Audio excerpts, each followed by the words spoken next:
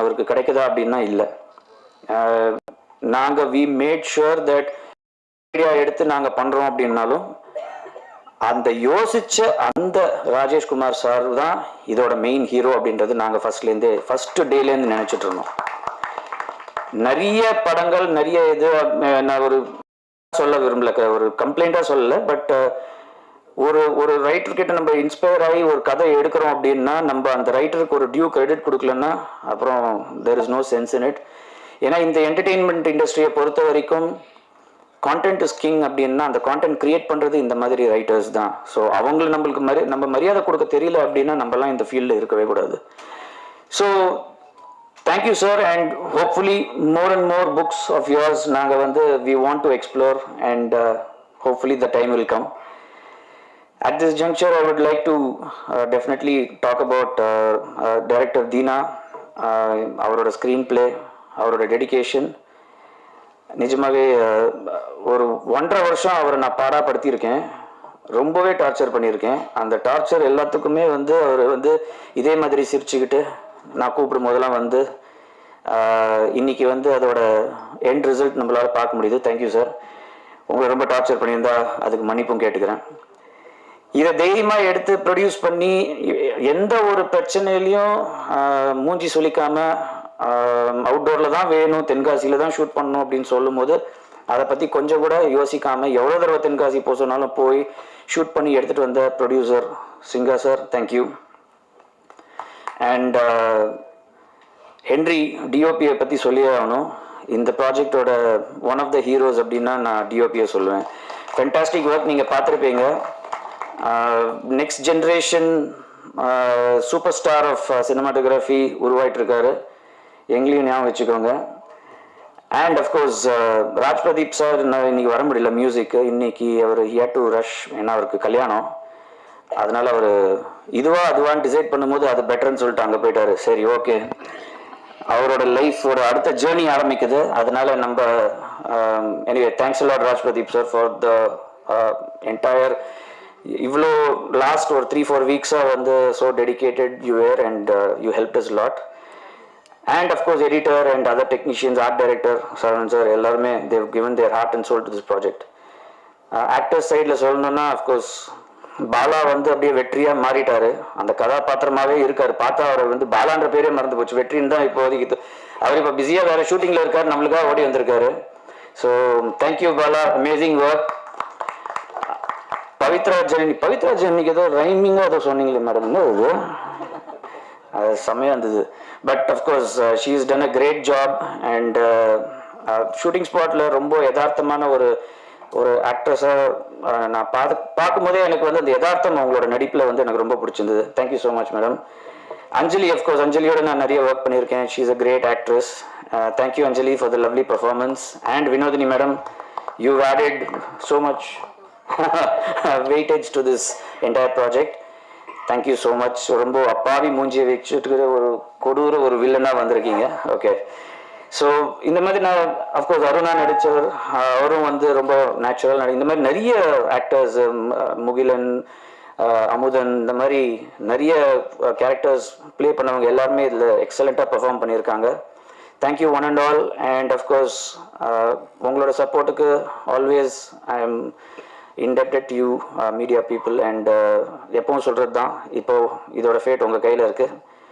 நல்லபடியாக எழுதுங்க, உங்களுக்கு பிடிச்சிருக்குன்ற நம்பிக்கையோட கிளம்புறேன். தேங்க்யூ.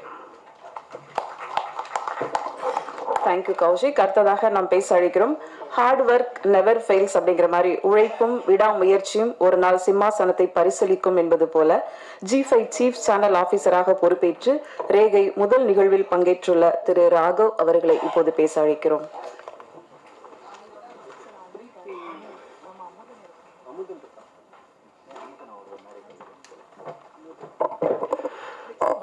அனைவருக்கும் வணக்கம்.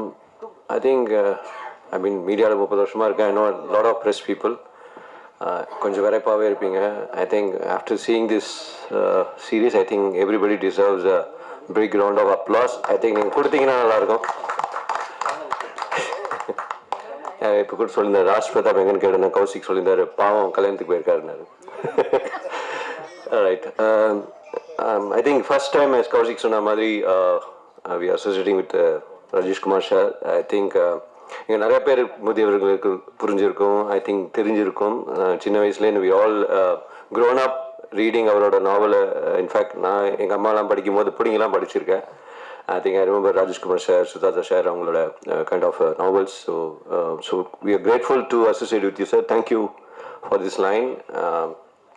I think இன்னைக்கு காலகட்டத்தில் இளைஞர்கள்லாம் obviously AI வேர்ல்டில் I think the fast, I mean, knowledge, the way of content, அவங்களுக்கு நிறைய பார்த்து நிறைய எக்ஸ்போஷர். ஸோ எதிர்பார்ப்புகள் ஜாஸ்தி, எண்ணங்கள் ஜாஸ்தி, ஒரு வேகமான எண்ணங்கள்.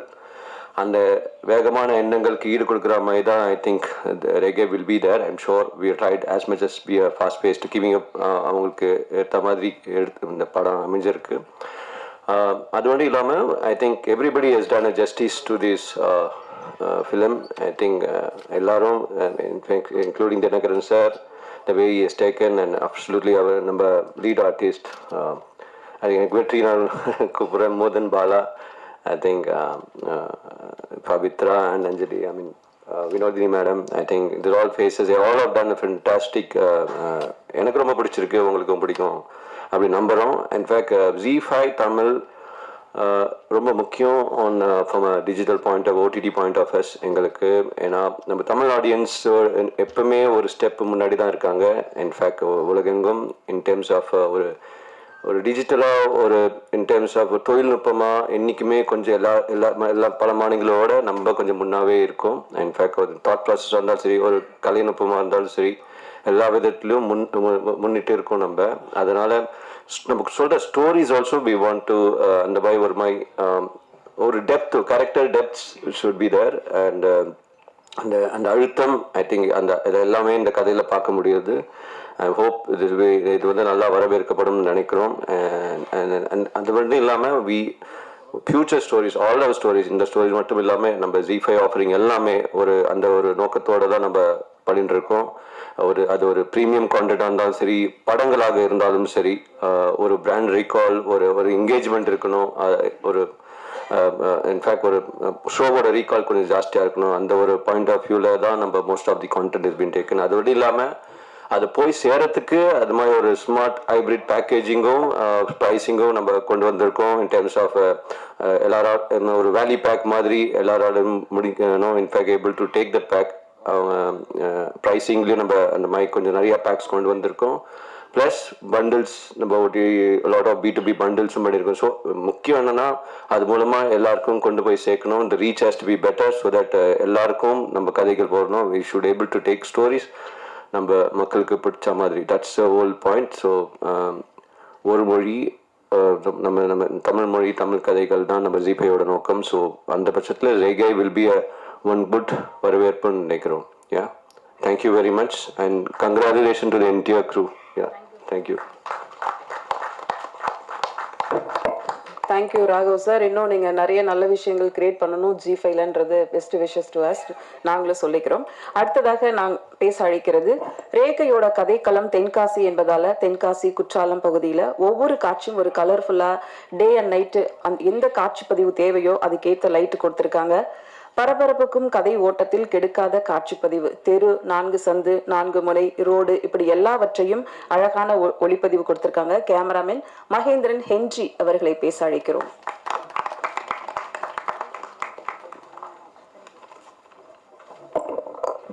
எல்லாருக்கும் வணக்கம். இந்த ப்ராஜெக்ட் கொடுத்த கௌஷிக் சார், சிங்கர் சார், 2 பேருக்கும் ரொம்ப தேங்க்ஸ் பண்ணுறேன்.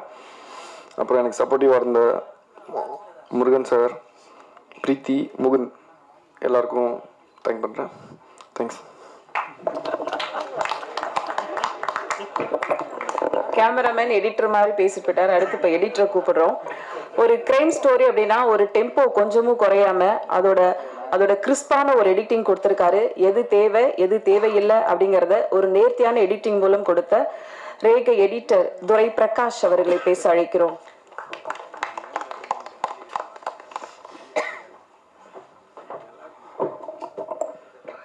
எல்லாருக்கும் வணக்கம். ஃபர்ஸ்ட் நான் இந்த ப்ராஜெக்டில் ஒர்க் பண்ண வாய்ப்பு கொடுத்த ஃபர்ஸ்ட் தீனா சாருக்கு நன்றி சொல்லிக்கிறேன், அண்ட் ப்ரொடியூசர் சாருக்கு நன்றி சொல்லிக்கிறேன், அண்ட் கௌஷிக் சாருக்கும் நன்றி சொல்லிக்கிறேன்.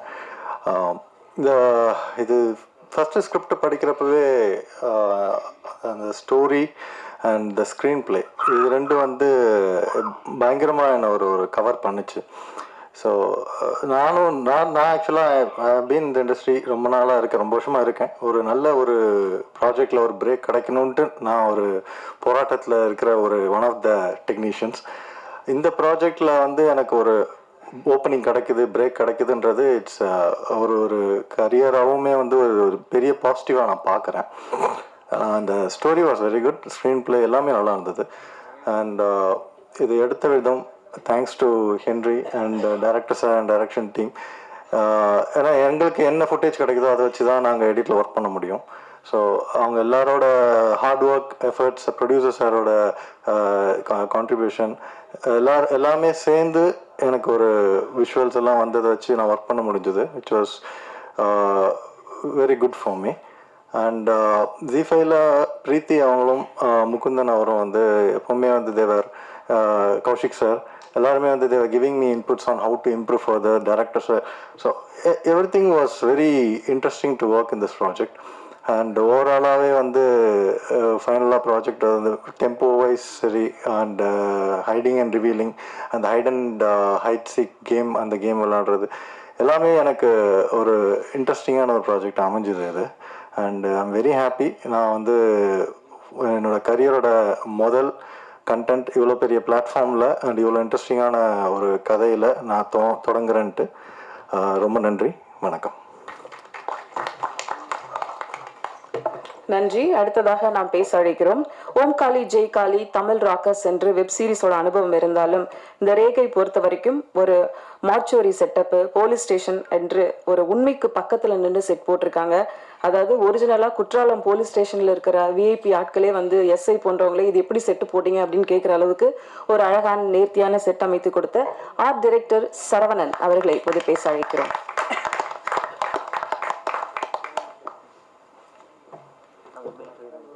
அனைவருக்கும் வணக்கம். வந்திருக்க பத்திரிகையாளர் அனைவருக்கும் என்னுடைய நன்றிகளையும் வாழ்த்துக்களையும் தெரிவிச்சுக்கிறேன்.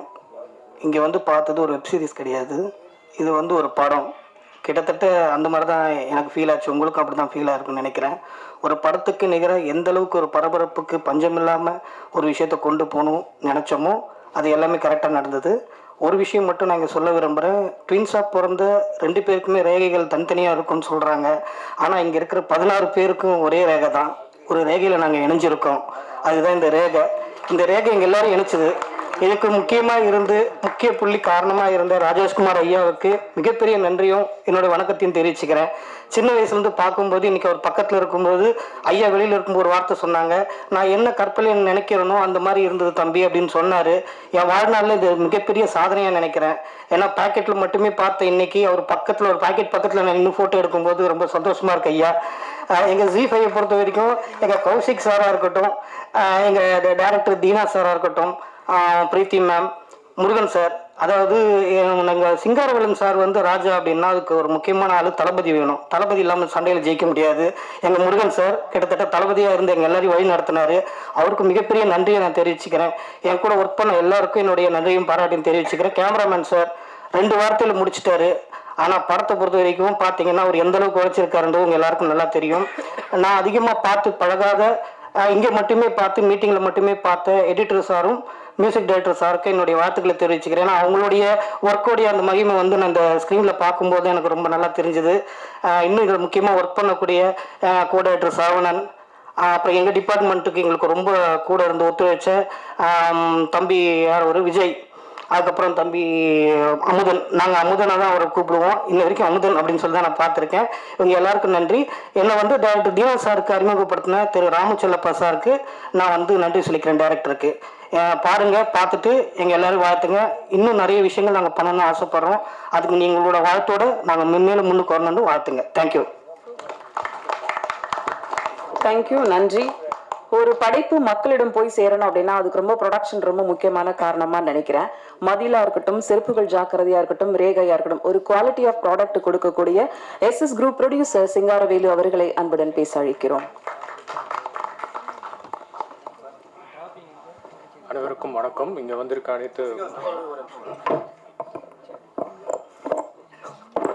அனைவருக்கும் வணக்கம். இங்கே வந்திருக்க அனைத்து பத்திரிகை துறை நண்பர்கள் அனைவரும் வரவேற்பதில் மிக்க மகிழ்ச்சி. இது வந்து ரேகை வந்து எங்களோட 3வது ஓடிடி ப்ராஜெக்ட்டுங்க. இந்த ப்ராஜெக்டை வழங்கின ZEE5 நிறுவனத்தின் தலைவர் திரு சுஜு பிரபாகரன் சார் அவர்களுக்கும், சவுத் ஹெட் கௌஷிக் சார் அவர்களுக்கும், ராகவன் சார் அவர்களுக்கும், மார்க்கெட்டிங் ஹெட் லாய்ட் அவர்களுக்கும் என் மனமார்ந்த நன்றியை தெரிவிச்சுக்கிறேன். அப்புறம் ஆக்சுவலாக வந்து இந்த கௌஷிக் சார் சொன்ன மாதிரி இது வந்து ஒரு மறக்க முடியாத ஒரு நிகழ்வு. அதாவது வந்து ராஜேஷ்குமார் சாரோட வந்து வேலை செய்வோம்னு எதிர்பார்த்ததே கிடையாது நம்ம. இது வந்து ஒரு பெருமைக்குரிய விஷயம். 1000 நாவல்கள், லட்சக்கணக்கான ரசிகர்கள் கொண்ட ராஜேஷ்குமார் சார் ஒரு லெஜெண்ட். அவரோடு சேர்ந்து பயணித்ததில் ஒரு மிகப்பெரிய ஒரு சந்தோஷத்தையும் திருப்தியும் கொடுத்துருக்கு. Thank you sir for all your support and guidance.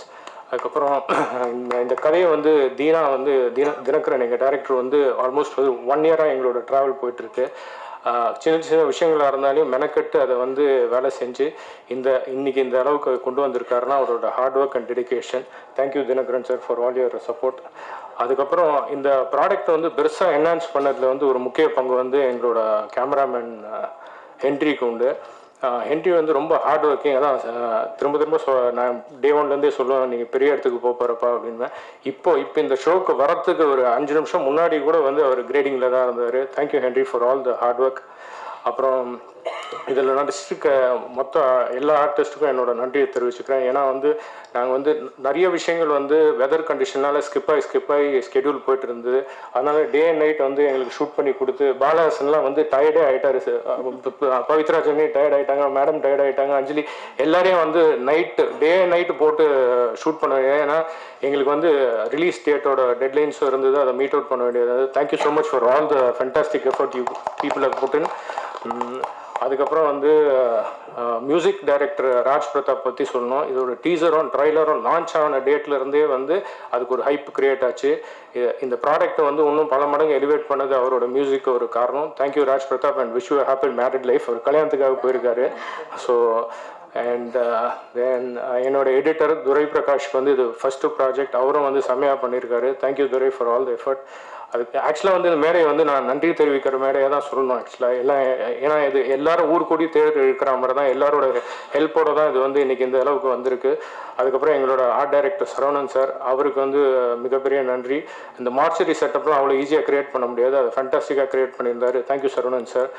And எங்களோட costume designer Muthu Nagai, thank you for all the support Muthu. Then வேறு யாருன்னா மறந்துட்டேன்னா தென் முக்கியமான விஷயம், எங்கள் ஆர்ட் டைரக்டர் சொன்ன மாதிரி I have to appreciate my executive producer Murugan for putting it. இதை மொத்தமாக பாருங்கள், எல்லாருமே கைத்தட்டுறாங்க பாருங்கள். காரணம் என்னென்னா அவ்வளோ உழைப்பு இருந்தது, அவ்வளோத்தையும் ஒன்று சேர்த்து எல்லாத்தையும் கொண்டு வந்ததுக்கு தேங்க்யூ முருகன். வேறு எங்கே இருக்கீங்க இல்லை வெளில இருக்காரு. அதுக்கப்புறம் எங்களோட டீம் நந்தகுமார், கங்காதுரை எல்லாருக்கும் என்னோட மனமார்ந்த நன்றியை தெரிவிச்சுக்கிறேன். அண்ட் ஆஸ் யூஷுவல் எப்போவுமே சொல்கிற மாதிரி தான், எங்களுக்கு உங்களோட ஆதரவு தேவை. Thank you very much. நன்றி சார். அடுத்ததாக நான் பேச அழைக்கிறோம். ரேகை ஒரு கிரைம் த்ரில்லர் சீரீஸ்னு சொல்லலாம். ஒவ்வொரு சீனும் அதில் வரும் கதாபாத்திரங்களும் அப்படியே நம்மளை கடத்தி போகுது. அப்படி ஒரு பியூட்டிஃபுல்லான ஒரு பர்ஃபார்மன்ஸ் கொடுத்த அஞ்சலி ராவ் அவர்களை இப்போது பேச அழைக்கிறோம்.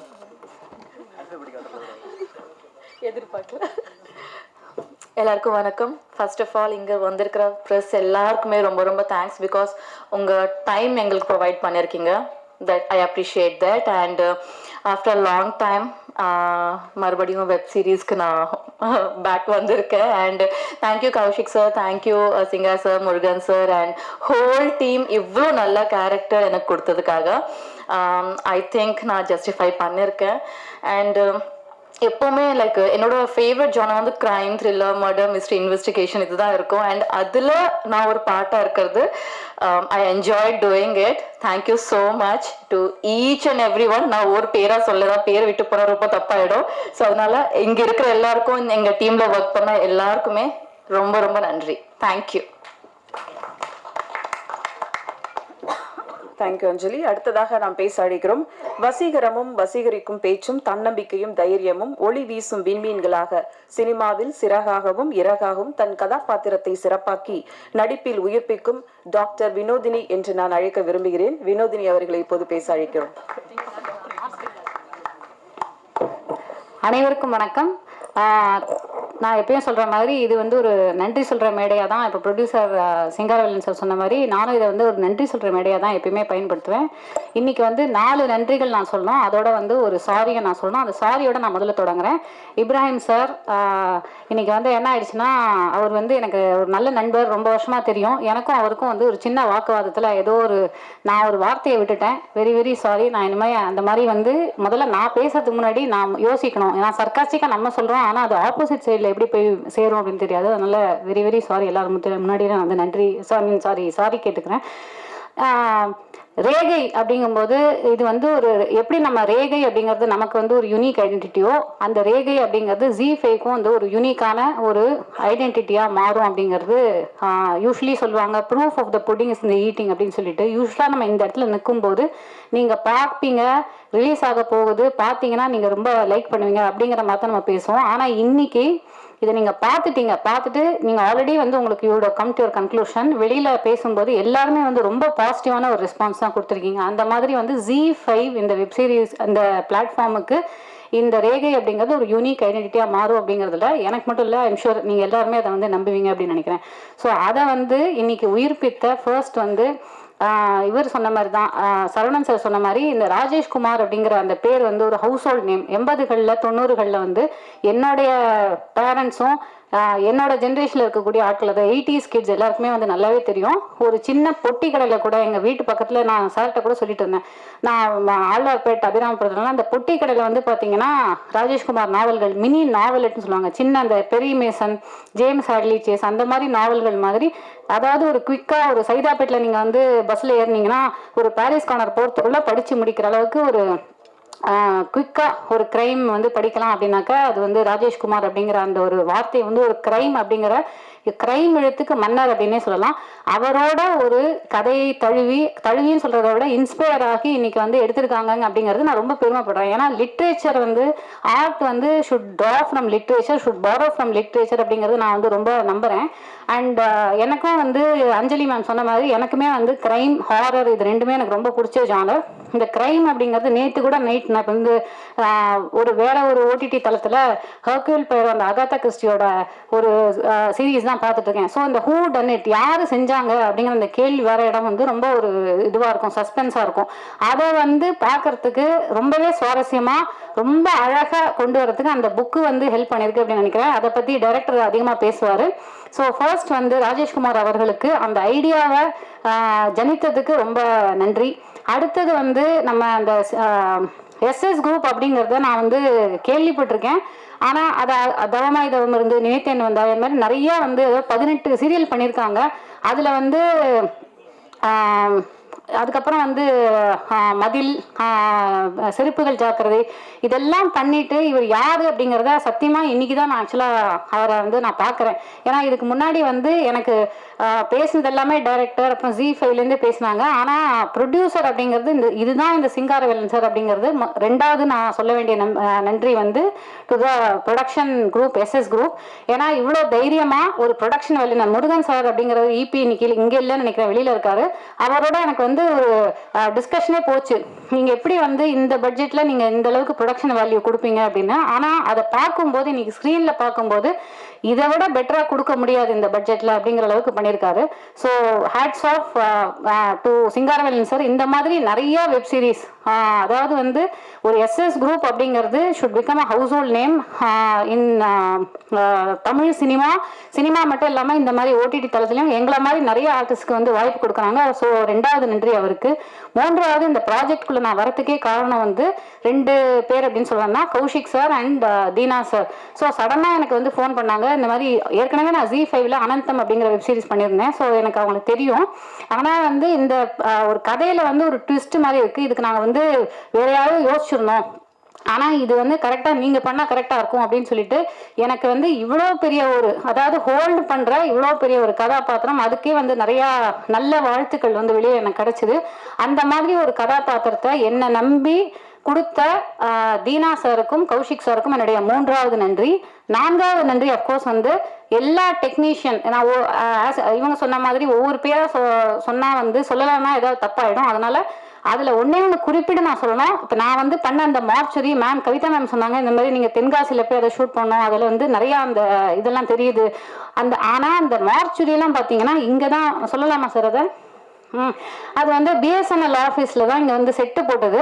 அது உண்மையிலுமே பார்த்தீங்கன்னா எனக்கே அது உள்ளே போகும்போது ரொம்ப ஈரியாக இருந்தது. இந்த மாதிரி அதாவது ஒரு உண்மையான ஒரு நான் மார்ச்சரிக்கு வந்து நான் போனதில்லை, ஆனால் நம்ம வந்து இமேஜின் பண்ணுவோம் ஒரு மாதிரி ஈரியாக ஒரு மாதிரி க்ரீப்பியாக இருக்கும். அந்த க்ரீப்பினஸ் அப்படியே வந்து கொண்டு வந்திருக்காரு. அதுக்கு வந்து சரவணன் சாரை உண்மையாகவே பாராட்டணும். ஏன்னா அங்கே நடிக்கும்போது உண்மையிலுமே எனக்கு நான் ஃபீல் பண்ணேன், ஏன்னா ஒரு மாதிரி வந்து ஒரு அந்த பிணங்கள் வந்து போகிற இடமா இருக்குன்னு. இதை நடந்து முடிஞ்சதுக்கப்புறம் அந்த பிஎஸ்என்எல் ஆஃபீஸில் இருக்கிற வாட்ச்மேன் சொல்லியிருக்காரு, இனிமேல் நான் அங்கே போகும்போது எனக்கு கொஞ்சம் இதுவாக இருக்கும் சொன்னார். அதாவது அந்த சம்பவம் நடந்தது. ஸோ எடிட்டராக இருக்கட்டும், கோ டைரக்டர்ஸ், அசிஸ்டன்ட் டைரக்டர்ஸ், அப்புறம் என்னோட கூட சேர்ந்து நடித்த அனைத்து கலைஞர்கள் எல்லாருக்குமே வந்து என்னுடைய 4வது நன்றி. இந்த ZEE5 வெப் சீரிஸ் இப்போ நீங்கள் பார்த்துருக்கீங்க, இதுக்கு நீங்கள் கொடுக்குற நல்ல ரிவ்யூ டெஃபினட்டாக வந்து எங்களுக்கு நீங்கள் ஒரு வார்த்தை நல்லா சொன்னால் கூட இது ஆடியன்ஸுக்கு இதை கொண்டு சேர்க்கும். தயவு செஞ்சு சொல்லுங்கள், இதை பற்றி நிறையா பேசுங்க, நிறையா மக்கள்கிட்ட இதை கொண்டு போங்க. Thank you so much. Thank you Vinodhini ma'am, நன்றி. அடுத்ததாக நாம் பேச அழைக்கிறோம் ஈரவான ரோஜா, சரவணன் மீனாட்சி, ராஜா ராணி, பகல் நிலவு என்று சின்னத்திரை சீரியல்கள் எல்லாம் பெரிதாக பேசப்பட்டவர். நதியின் ஓசை, மலைகளின் அமைதி, பனியின் வெண்மை, பறவைகளின் பாடல் எல்லாம் சேர்த்து செய்த ஒரு பெண் பவித்ரா ஜனனி. போலீஸ் உடையில் ஒரு புது மலராக வந்த ரேகை நாயகி பவித்ரா ஜனனி அவர்களை பேச அழைக்கிறோம்.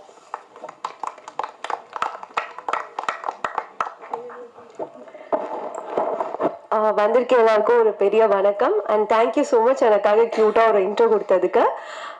நான் நிறைய இந்த மாதிரி ப்ரெஸ் மீட் ஃபோனில் பார்த்துருக்கேன். அதுக்கப்புறம் இதே தேட்டரில் வந்து வேற ஒரு படத்தோட ப்ரெஸ் மீட்க்கு நான் கெஸ்ட்டாக வந்திருக்கேன். ஸோ இன்னைக்கு நான் வந்து என்னோட வெப் சீரிஸ்க்கு வந்தேன். எனக்கு ரொம்ப ரொம்ப ஹாப்பியாக இருக்குது. நான் ரொம்ப கிரேட்ஃபுல்லாக ஃபீல் பண்ணுறேன். ஸோ இந்த சான்ஸ் எனக்கு கொடுத்த ZEE5க்கு ஒரு மிகப்பெரிய நன்றி. அதுக்கப்புறம் ஃபஸ்ட்டு இந்த ஸ்கிரிப்ட் என்கிட்ட சொன்னது வந்து ராஜேஷ், என்னோட ஈரமான ரோஜாவில் ஒர்க் பண்ணவர், எஸ்எம்ல ஒர்க் பண்ண சரவணன் மீனாட்சியில் ஒர்க் பண்ணவர். அவர் தான் ஃபர்ஸ்ட் டைம் ஸ்கிரிப்ட் சொன்னார். அதுக்கப்புறம் முருகன் சார் ஒரு 2 எபிசோட் சொன்னார், அவர் இங்கே காணோம். அப்படி தான் நான் ஃபஸ்ட்டு இந்த சீரீஸ்குள்ளே வந்தேன். அதுக்கப்புறம் கூட ஒர்க் பண்ண எல்லாருக்குமே ஒரு பெரிய நன்றி சொல்லும். ஸோ இது நானுமே தேங்க்ஸ் சொல்கிற ஒரு ஸ்டேஜாகவே எடுத்துக்கிறேன். SS குரூப் ப்ரொடக்ஷன் ஹவுஸ்க்கும் ப்ரொடியூசர்ஸ் வரைக்கும் ஒரு பெரிய நன்றி. அப்புறம் Preethi ma'am, Kaushik sir, Deena sir, அப்புறம் Henry cameraman sir, Rajesh, Murugan sir, Nandakumar sir, Nithin, Praveen, Saravanan, Vijay, Shalu, Muthu, Arul, Anil, அப்புறம் என் கூட ஒர்க் பண்ண கோ ஆர்டிஸ்ட் எல்லாருக்கும் ஒரு மிகப்பெரிய நன்றி. இவ்வளோ நேரம் நீங்கள் எங்களுக்காக உட்கார்ந்து எங்களோட சீரீஸ் பார்த்து இவ்வளோ பேர் வந்ததுக்கு ஒரு பெரிய பெரிய நன்றி. அண்ட் எங்களோட ட்ரெய்லர் வந்தபோது சோஷியல் மீடியாவில் நிறைய பாசிட்டிவ் கமெண்ட்ஸ் கொடுத்துருந்தீங்க. ஸோ சோஷியல் மீடியா ஃபேன்ஸ் எல்லாருக்குமே ஒரு பெரிய நன்றி. அண்ட் என்னோட ஃப்ரெண்ட்ஸ் அண்ட் ஃபேமிலி எல்லாருக்கும் தேங்க்யூ. நன்றி. நன்றி. அடுத்ததாக நாம் பேச அழைக்கிறோம் ரேகை பொறுத்தவரையில் கும்பி கொதித்து குலை நடுங்கச் செய்யும் ஒரு கதைக்களம். சாதாரண மக்களின் வாழ்க்கை எப்படி பெரிய சக்திகளிடம் சிக்கிக் கொள்கிறது என்று நிஜமாக காட்டும் ஒரு வெப் சீரிஸ். SC வெற்றி இந்த கதை பாத்திரத்தில் நம் மனதில் நிஜமாகவே பதிந்த பாலஹாசன் திரு கலைஞானி கமலஹாசன் வரிசையில் வளரட்டும் வரட்டும் என்று வாழ்த்துக்களோடு அழைக்கிறோம். எல்லாருக்கும் வணக்கம். என்னோட பேர் பாலஹாசன். இந்த படத்தில் இந்த வெப் சீரிஸில் வெற்றி அப்படின்னு ஒரு ரோல் பண்ணியிருக்கேன். ராஜேஷ்குமார் சார், உங்கள் நாவலில் நடித்தது ரொம்ப சந்தோஷம் சார். தேங்க்யூ, பெருமையாக இருந்துச்சு. வாய்ப்பு கொடுத்த தீனா சாருக்கும், production team, ZEE5 team, Singaran sir எல்லாருக்குமே தேங்க்யூ. வந்திருக்கிற ப்ரெசன்ட் மீடியா எல்லாருக்கும் தேங்க்யூ. கூட நடித்த கோ ஆக்டர்ஸ் அப்புறம் டெக்னீஷியன்ஸ் எல்லாருக்குமே தேங்க்யூ. November 28 என்னோட பர்த்டே. கரெக்டான லீடாக நடித்த ஒரு சீரீஸ் ஒன்று வருது. Thank you universe. தேங்க்யூ.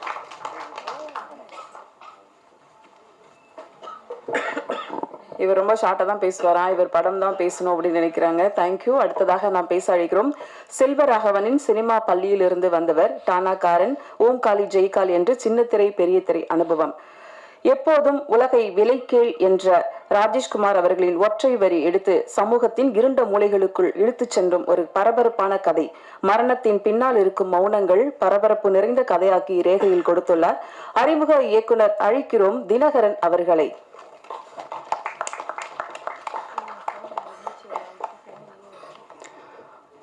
அனைவருக்கும் வணக்கம். இந்த வெப் சீரிஸில் வந்து ஒரு டேட் வரும், அக்டோபர் 27 கை கிடச்சிது. அது வந்து போன வருஷம் அந்த அக்டோபர் 27 தான் சாரை நான் மீட் பண்ணுறேன், கௌசிக் சாரை. அன்னைக்கு அவர் சார் சொல்கிறாரு, ராஜேஷ்குமார் நாவல் இருந்தால் நல்லாயிருக்கும் அந்த ப்ராஜெக்ட்டுன்னு சார் சொல்கிறாரு. அதுக்கப்புறம் நான் ராஜேஷ்குமார் சாரோட நாவல் நிறைய படித்தேன், சார்கிட்ட பேசினேன். அதுக்கப்புறம் எனக்கு வந்து உலகை விளைக்கல்ங்கிற ஒரு நாவல் எனக்கு கிடைக்குது. அதுலேருந்து சில சம்பவங்களை நான் எடுத்து இந்த ப்ராஜெக்ட் நான் பண்ணேன். வேறு எதுவும் சொல்கிறதுக்கு இல்லை, ஏன்னா எனக்கு இன்னும் வேலை இருக்குது. அதனால் நான் எதுவும் பெருசாக ப்ரிப்பேர்டாக வரல. நான் எல்லாருக்கும் தேங்க்ஸ் சொல்லிக்கிறேன். கௌசிக் சார் ரொம்ப தேங்க்ஸ், சிங்கா சார் ரொம்ப தேங்க்ஸ், ஹென்றி ரொம்ப தேங்க்ஸ். ஹென்றி ரொம்ப கஷ்டப்பட்டாப்ல, சில நாள் நான் ஷூட்டிங்லேயே இல்லை, ஹென்றி ரொம்ப ஸ்ட்ரெயின் பண்ணிட்டாப்ல. எடிட்டர் துரை பிரகாஷ், சரவணன் சார், அப்புறம் எல்லாருக்கும் நன்றி, வணக்கம். நன்றி. அடுத்ததாக பேச வருகிறார்.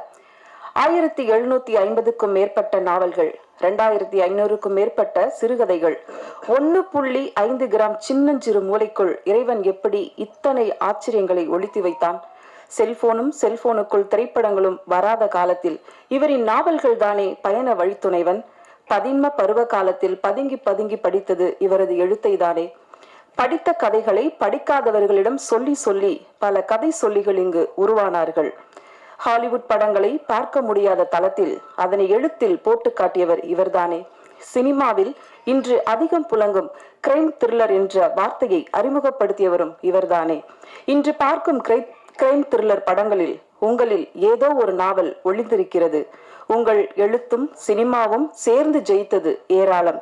கனவுலகின் மன்னன் நீ, கதைகளின் அண்ணன் நீ, புதிய உலகம் நீங்கள், புதினங்களின் பாடசாலை நீங்கள். அழைக்கிறோம் நன்றிகளோடு ராஜேஷ் குமார் அவர்களை.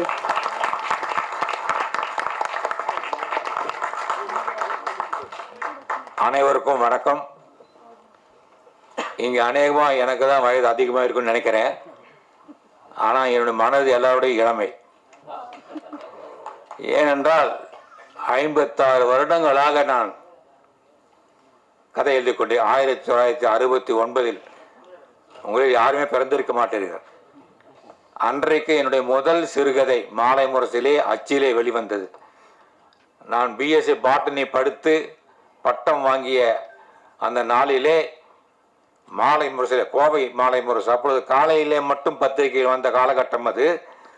அந்த காலகட்டத்தில் முதலாக மாலை முரசு என்ற பத்திரிகை கோவையிலும் சென்னையிலும் வந்தது. அதிலே என்னுடைய முதல் கதை உன்னை விட மாட்டேன்.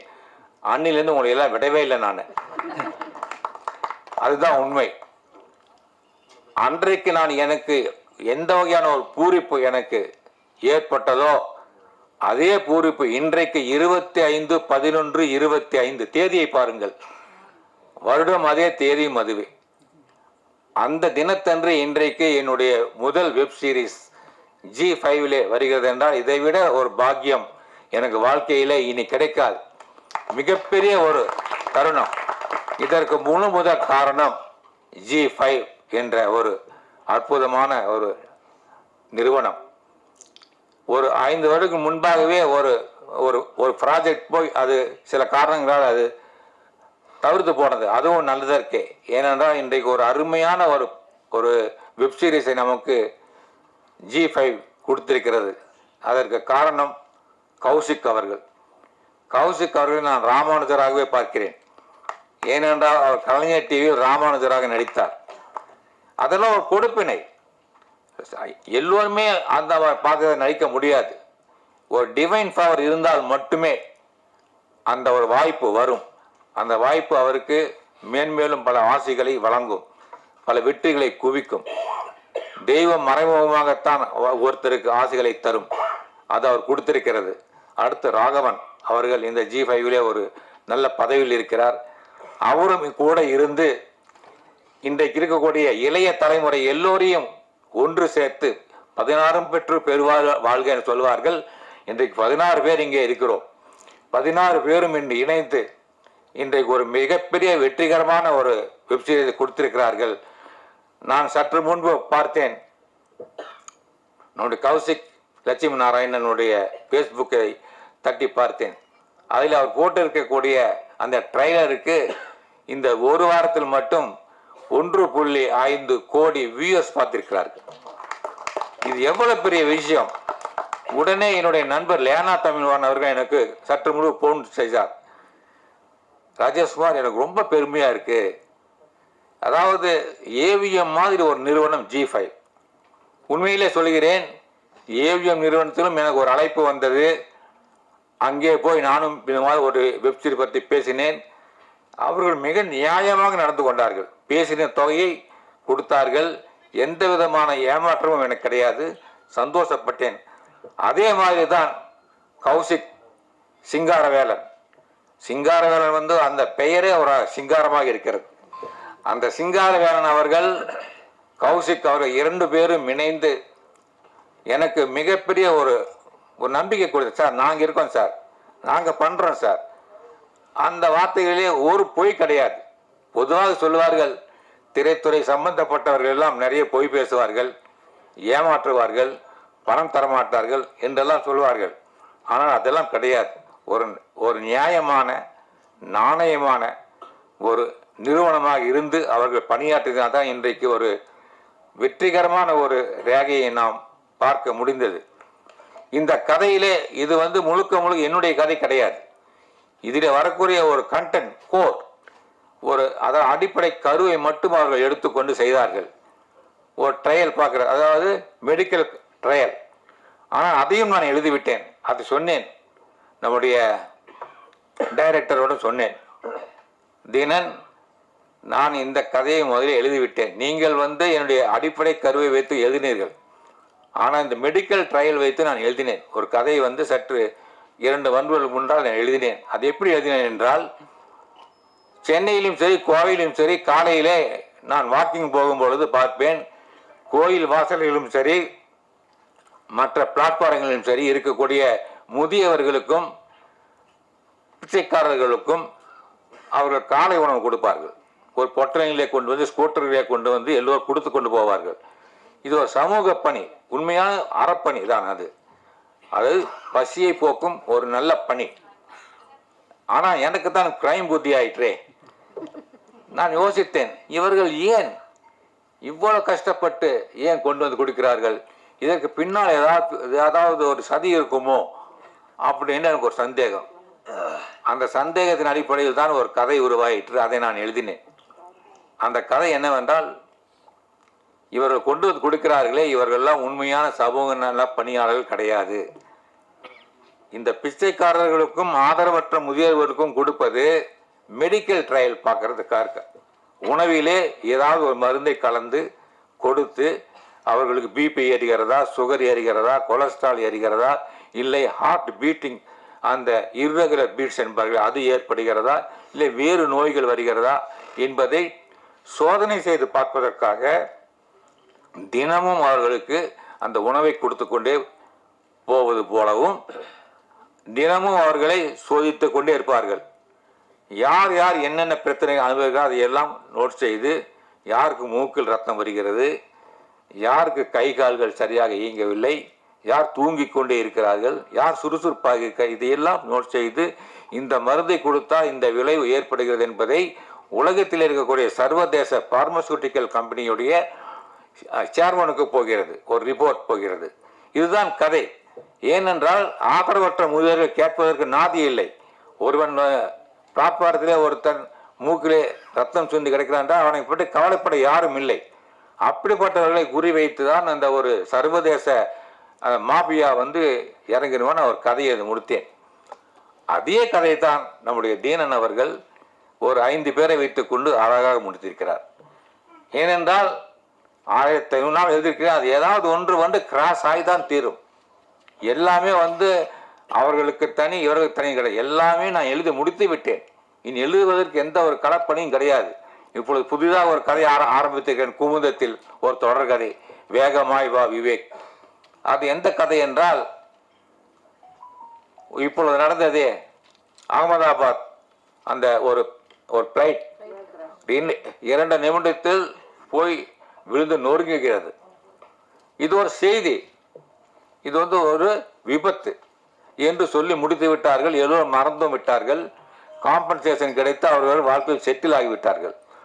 ஆனால் நான் மட்டும் விழித்து கொண்டு பார்க்கிறேன், அது விபத்தா இல்லை சதியா? இதை சதி என்று வைத்துதான் நான் ஒரு கதை எழுதி கொண்டிருக்கிறேன் இப்பொழுது குமுதத்தில். அது எப்படி சதியாகும் என்று நீங்கள் கேட்பீர்கள். பொதுவாகவே எனக்கு வந்து சில மெடிக்கல் அல்லது உளவியல் சம்பந்தப்பட்ட, மருத்துவம் சம்பந்தப்பட்ட, கம்ப்யூட்டர் சம்பந்தப்பட்ட, ஏஐ சம்பந்தப்பட்ட எதுவாக இருந்தாலும் ஆத்தன்டிக்காக இருக்க வேண்டும். அதிலே வரக்கூடிய டெக்னிக்கல் வேர்ட்ஸ் ஆகட்டும், அதாவது தொழில்நுட்ப பிரச்சனைகள் ஆகட்டும், அது சரியாக இருக்க வேண்டும். யாருமே வந்து அந்த துறையை சேர்ந்தவர் படம் பார்த்தா கூட, அட பரவாயில்லையே ராஜேஷ்குமார் கரெக்டாக தான் எழுதியிருக்காரு, அவர் ஒன்றும் பொய் சொல்லலையே, இல்லை நியாயமாக இருக்குது அப்படின்னு சொல்கிற மாதிரி இருக்கணும். எந்த துறையை சார்ந்தவங்க நான் போய் கேட்பேன். அதே போல் இந்த விமானம் நொறுங்கிய பிறகு நான் ஏவியேஷன் சம்பந்தப்பட்ட ஒரு ஆஃபீஸர், அவர் என்னுடைய வாசகர் தான், நான் பேசினேன். என்ன சார், ஒரு ஃப்ளைட் வந்து இன்றைக்கு இருக்கக்கூடிய சேஃபஸ்ட் ஜேர்னியில் முதலிடம் ஃப்ளைட்டுக்கு தான். ஏன்னா மேலே நோ டிராஃபிக், உங்களுக்கு வந்து டேக் ஆஃப் ஆகும், அது பாட்டுக்கு போயிட்டு இருக்கும். வந்து பார்த்தீங்கன்னா நேர் பாதை, இங்கே சென்னையிலேருந்து டெல்லிக்குன்னா ஒரே நேர்கோடு தான். ஆனால் ட்ரெயின் வந்து எத்தனை வகையாக போகுது, அங்கே தான் உங்களுக்கு வந்து ஆக்சிடென்ட் ஆகிறது நிறைய சான்சஸ் இருக்குது. ஒரு நாளைக்கு பேப்பரில் நாம் எத்தனை பார்க்குறோம், எத்தனை கார் விபத்து, எத்தனை ஸ்கூட்டர், எத்தனை 2 வீலர்ஸ், எத்தனை விழுகுது. ஆனால் ஃப்ளைட் வந்து என்னைக்காவது ஒரு நாள் தான் விபத்து நடக்கும். அது வந்து மேன்மேட் மிஸ்டேக் என்று சொல்வார்கள். அந்த கதையில் எனக்கு பிடித்தமான ஒரு விஷயம், இப்பொழுது விமானத்தின் காக்பிட்டிலே நீங்கள் போய் பார்த்தால் ஒரு திருவிழா மாதிரி இருக்கும். நான் பார்த்திருக்கிறேன். சொன்னார்கள், அம்மையார் அவர்கள், சகோதரி அவர்கள் சொன்னார்கள், மார்ச் வரியிலே எனக்கு போக பயமாக இருந்தது சொன்னார்கள். ஆனால் நான் மார்ச் வரைக்கும் போயிருக்கிறேன். ஒரு டெட் பாடியை எடுத்து மண்டையோட்டையெல்லாம் சாராக போன் கட்டிங் டூல்ஸ் இருக்கும், கட்டக்கென்று செய்வார்கள். மண்டையோட்டை சுத்தி அடிப்பார்கள். மார்ச் வரியில் இருக்கக்கூடிய அந்த சிப்பந்தியை ஒரு டாக்டர் எப்படி கூப்பிடுவார் தெரியுமா? மாஸ்டர், இந்த மண்டையை உடைங்கம்பார். மாஸ்டர், நீங்கள் நினைக்க முருகா வாடா, நீ மாறி வாடான்னு சொல்ல கிடையாது. மாஸ்டர் என்று சொல்லி மதிப்பு கொடுத்து அந்த மண்டையை உடை அப்படி சொல்லுவாங்க. ரொம்ப சர்வசாதாரணமாக பார்த்துருக்கிறேன். எனக்கு தெரிந்த டாக்டர் என்ன செய்யறதா, மண்டையோட்டை எடுத்து பிளந்து மூளை எடுத்து கையில் கொடுப்பார். பாருங்க, 1.5 கிலோ இருக்கும். ஆணுக்கு வந்து 1.5 கிலோ, பெண்ணுக்கு வந்து அதை விட 150 கிலோ. ஆனால் அவங்க தான் மூளை ஜாஸ்தி. அது எடை பார்த்தீங்கன்னா ரொம்ப கம்மியாக இருக்கும். அதில் என் கையில் கொடுத்து நான் பார்த்துருக்கிறேன். ஏன்னா ஒரு கிரைம் கதை எழுதக்கூடியவர்கள் அதெல்லாம் தெரியணும். பயப்பட்டால் அதெல்லாம் நடக்காது. அதே போலத்தான் நான் அந்த ஏவியேஷன் ஆஃபீஸருக்கு ஃபோன் பண்ணி செய்து கேட்டேன். ஏன் சார், ஒரு ஃப்ளைட் டேக் ஆஃப் ஆகும்போது எல்லாமே கிரீனில் இருக்கணும். அந்த கம்ப்யூட்டர் டிவைசஸ் பூராமே எல்லாம் கரெக்டாக காட்டணும். எல்லாமே கிரீனில் இருந்தால் கண்ட்ரோல் டவரிலிருந்து ஒரு 17 சிக்னல் வரும், அதுவும் கிரீனில் இருக்கணும். ரன்வேல வந்து 7 சிக்னல். இங்கே எதுவுமே டேக் ஆஃப் கிடையாது, லேண்டிங் கிடையாது, எதுவுமே வந்து ட்ரெஸ்பாஸ் கிடையாது. கரெக்டாக அந்த இது போயிட்டு இருக்காங்க. இப்போ இதெல்லாம் வந்து கரெக்டாக தான் பைலட் வந்து டேக் ஆஃப் பண்ணுவார். இல்லைன்னா அவர் இறங்கிடுவார் கீழே. ஒரு லைட் வந்து சிவப்பாக இருந்தாலும் கூட, எரியா விட்டாலும் கூட அவர் கீழே இறங்கி விடுவார். நான் டேக் ஆஃப் பண்ண மாட்டேன்னு சொல்லுவார். உடனே தொழில்நுட்ப கோளாறு காரணமாக விமானம் ரத்து செய்யப்பட்டது, இல்லைன்னா லேட் ஆகும். இப்படி எல்லாமே கிரீன்ல இருக்கும்போது பறந்த விமானம் எப்படி வந்து விபத்துக்குள்ளாகும் சார்? ஆக்சிடென்ட் சார், அது எப்படி ஆகும்? இதுதான் என்னுடைய கதையுடைய நாட்டு. இது வந்து திட்டமிட்ட சதி. அந்த விமானத்திலே ஒரு மந்திரி பயணம் செய்கிறார். அந்த மந்திரிக்காக நடக்க ஏன் இருக்கக்கூடாது? இப்படியெல்லாம் நான் என்னைத்தானே கேள்விகள் கேட்டுக்கொண்டு நான் ஒரு நாவலை ஆரம்பிப்பேன். இப்படித்தான் நாவல் உருவாகும். நாவல் வந்து சும்மா கிடையாது. திரு கௌசிக் அவர் சொன்னார்கள், ஒரு நாவல் எழுதி முடித்து விட்டு அடுத்த நாவல் என்ன என்று யோசிக்கிற காலகட்டத்திலே இவருக்கு எப்படி தோன்றுகிறது என்று கேட்டார். ஒரு நல்ல கேள்விதான். அவர் ஒரு போஸ்ட் கார்டு எழுத நம்ப முடியாது. அன்புள்ள அப்பாவுக்கு எழுதிட்டு அப்பா என்ன எழுதுறதுன்னு கேட்பாங்க. வராது, வார்த்தைகள் வராது. எழுத்து என்பது வந்து ஒரு இன்பான் உனக்குள்ளே இருக்கணும். ஒரு பாட்டு கற்றுக்கலாம், ஓவியம் கற்றுக்கலாம், பியானோ கற்றுக்கலாம், பேங்கோஸ் கற்றுக்கலாம், வீணை கற்றுக்கலாம், எது வேணால் வந்து ஒரு டியூஷன் போய் நம்ம கற்றுக்கலாம் ஈஸியாக. கதை எழுத மட்டும் கற்றுக்க முடியாது, டியூஷன் வைக்க முடியாது. உனக்குள்ள வந்து அந்த ஒரு ஜீன் இருக்கணும். என்னுடைய தாத்தாவோட தாத்தா யாராவது ஒருத்தர் கதை எழுதியிருக்கலாம், அந்த ஜீன் ஒர்க்ஸ், அந்த ஜீன் ஒர்க் ஆகுது இப்போ. அப்புறம் இன்னொன்று, sincerity and hard work will be rewarded. கடுமையான உழைப்பு இருந்தால் எதையுமே சாதிக்க முடியும் என்பதற்கு நான் ஒரு உதாரணம். இன்றைக்கு இந்த மேடையிலே நான் பேசிக் கொண்டிருக்கின்றேன், நின்று பேசிக் கொண்டிருக்கின்றேன், மற்றவர்களும் பேசினார்கள், நான் இந்த வயதிலும் பேசிக் கொண்டிருக்கிறேன் என்றால் நான் என்னுடைய உழைப்பு தான் காரணம். இன்றைக்கு டைரக்டர் தினகரன் வந்து ஒரு இளைஞர், ஒரு புதிய படைப்பை கொடுத்திருக்கிறார். இவர் ஒரு மணிரத்னம் போல, ஒரு சங்கர் போல உருவாவார் என்கிற நம்பிக்கை எனக்கு இருக்கிறது. ஏனென்றால் அது முதல் படம் போல, முதல் வெப்சீரிஸ் போல எனக்கு தோன்றவில்லை. காட்சிகளை அருமையாக அமைத்து என்ன வசனம் வேண்டுமோ அதை பேசி நன்றாக செய்திருந்தார். அதை இதில் பாடுபட்ட அனைவருமே, இசையாகட்டும், செட்டிங்ஸ் ஆகட்டும், நடித்தவர்களாகட்டும், எல்லோரும் போட்டி போட்டுக்கொண்டு இந்த ரேகையை மிகச்சிறந்த வெற்றி படமாக உருவாக்கி இருக்கிறார்கள். இந்த வெற்றி மேன்மேலும் தொடர வேண்டும், எதிரொலித்து கொண்டே இருக்க வேண்டும் என்று சொல்லி நீங்கள் பத்திரிகை அன்பர்கள் அனைவர்களுக்கும் என்னுடைய மனமார்ந்த நன்றியை தெரிவித்து விடைபெறுகின்றேன். நன்றி, வணக்கம். நன்றி சார். உங்களுடைய எழுத்துக்களால், கதாபாத்திரங்களால் இன்னைக்கும் விவேக், ரூபலா கதாபாத்திரங்கள் உயிர்ப்பிக்கின்றன. இப்பொழுது கேள்வி பதில் நேரம். ரேகை குறித்து இந்த டீம் கிட்ட உங்களோட கேள்விகளை கேட்கலாம்.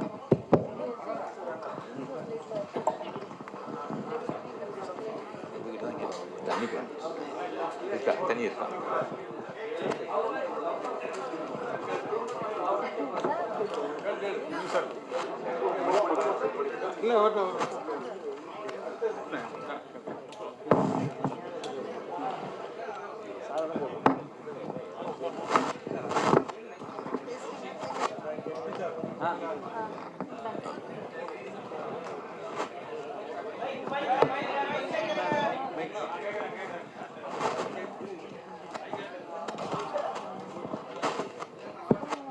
இந்த ரேகை சீரீஸை பொறுத்தளவில் நீங்கள் அவரோட ராஜேஷ்குமார் ஐயாவோட ஸ்டோரியிலேருந்து ஒரு இன்ஸ்பயர் ஆகி ஒரு நாட்டை எடுத்து பண்ணியிருக்கீங்க.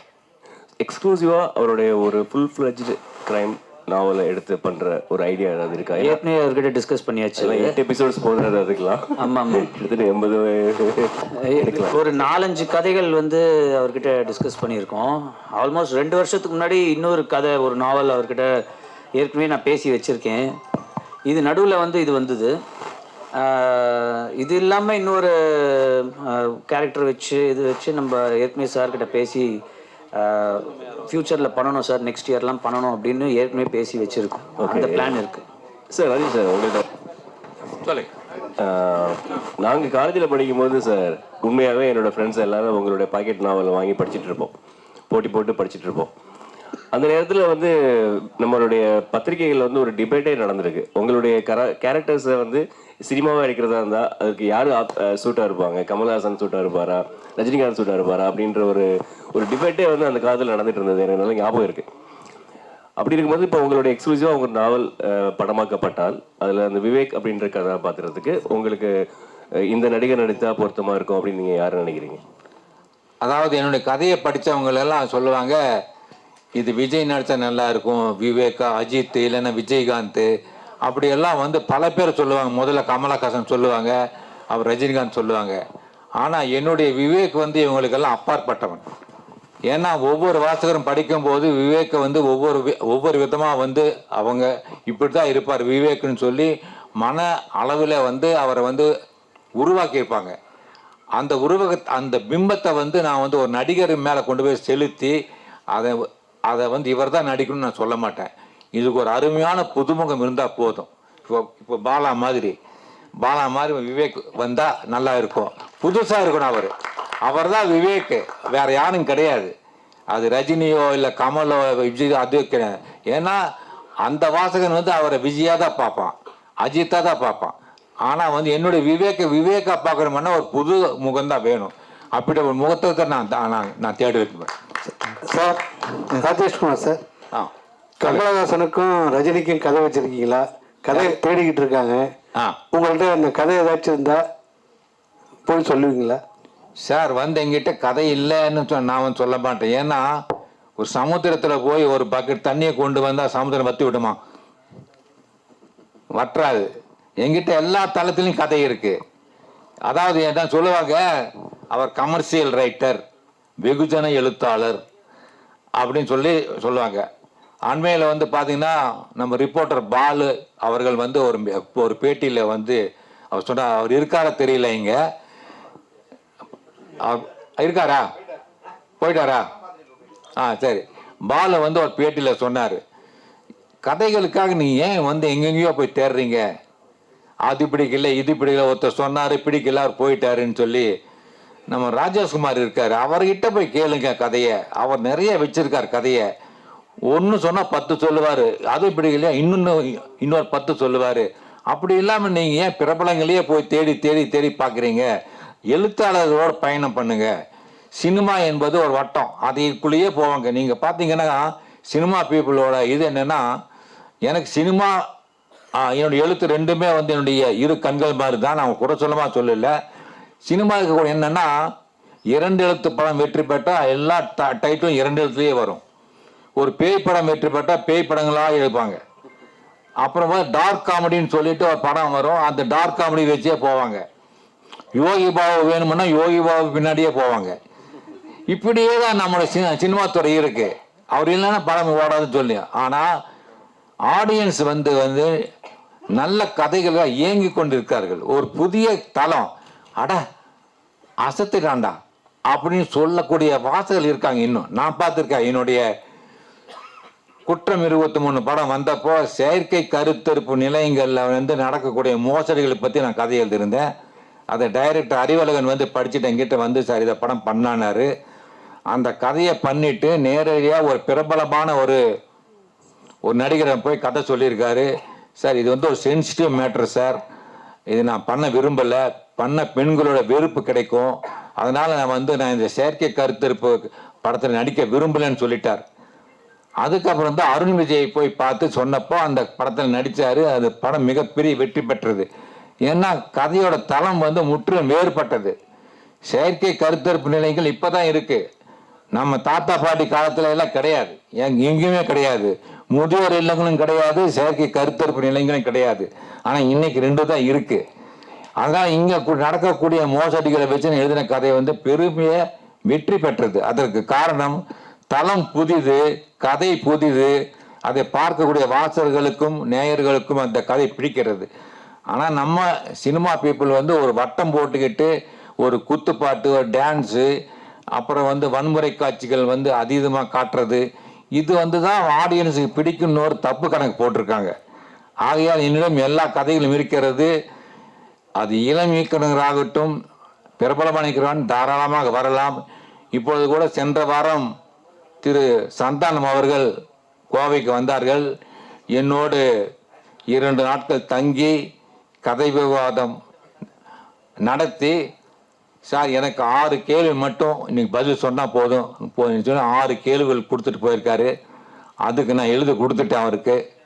இப்படி தான் கதை போகணும், இப்படி தான் இருக்கணும், இப்படி தான் ட்விஸ்ட் இருக்கணும், இதுதான் மாரல், இதுதான் மெசேஜ் எல்லாம் எடுத்து கொடுத்துட்டேன். அவரும் ஹீ இஸ் ஹாப்பி.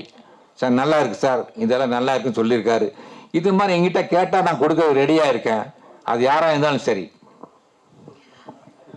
சார் இங்கே நாங்களும் என்னோட ஸ்கூல் டேஸ்லேருந்து நானும் ஸ்கூல் புக்கிலலாம் உங்கள் நாவல் நிறைய வச்சு படித்து அடிலாம் வாங்கியிருக்கோம். இப்போ வரைக்கும் விடாமல் படிக்கிறோம். படிக்க டைமில் கூட ஆடியோ புக்ஸ் நிறைய கேட்குறோம் உங்களோட கதைகள்.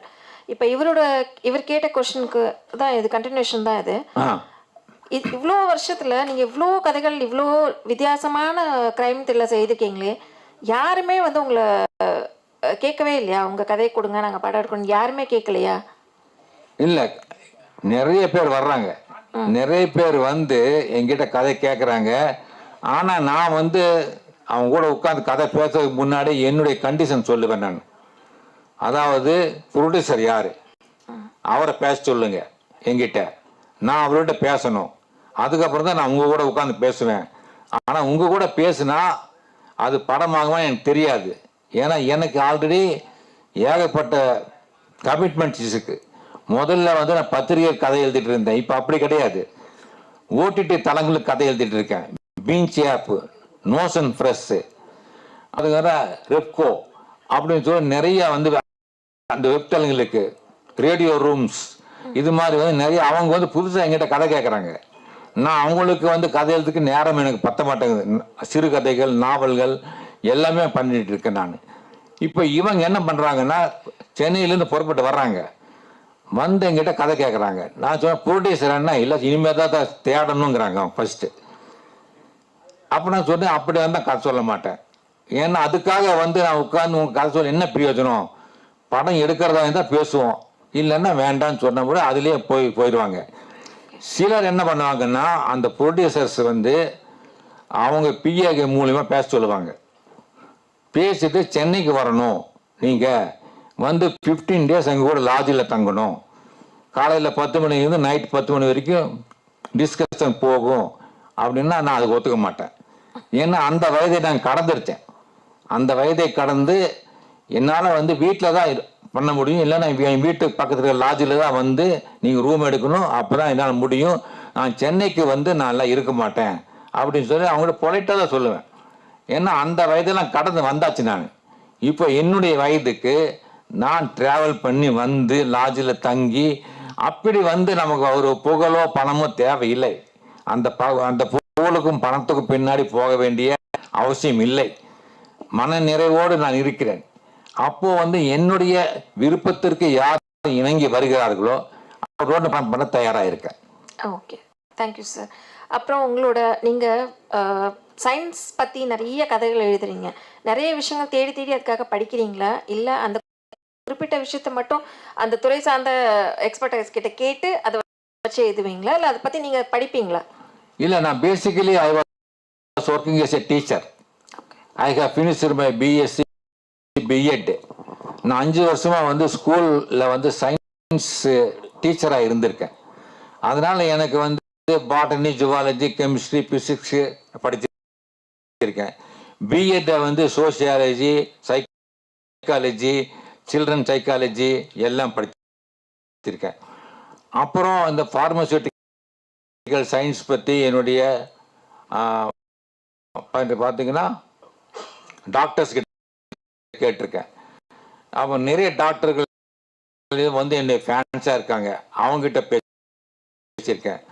அப்புறம் போலீஸ் பார்த்தீங்கன்னா assistant commissioner of police commissioner கூட என்னை ஒரு தடவை கூப்பிட்டு என் கூட பேசியிருக்காரு. முன்னாடி வந்து ராஜேஷ்குமார் வீட்டுக்கு முன்னாடி போலீஸ் வேன் நிற்குது, என்னமோ பிரச்சனைன்னு சொல்லி அந்த வீதியில் இருக்கவங்க எல்லாம் வந்துட்டாங்க வீட்டுக்கு.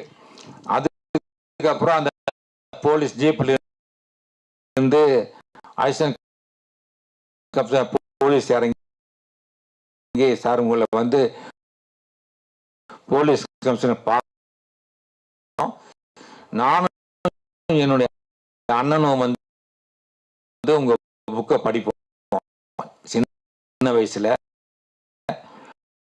படித்து அவர் லாயர் ஆயிட்டார். இப்போ கிரிமினல் லாயர். இந்த மாதிரி ஒரு கதை எழுதுறேன், இதுக்கு வந்து எனக்கு அந்த சம்பந்தப்பட்ட விஷயங்கள் வேணும் அப்படிங்க கேட்டா அவங்க தருவாங்க. அதை வச்சு நான்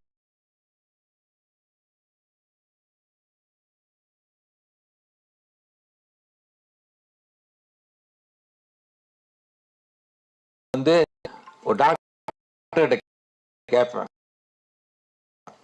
செகண்ட் ஒப்பீனியன் சொல்லுவோம் அல்லவா.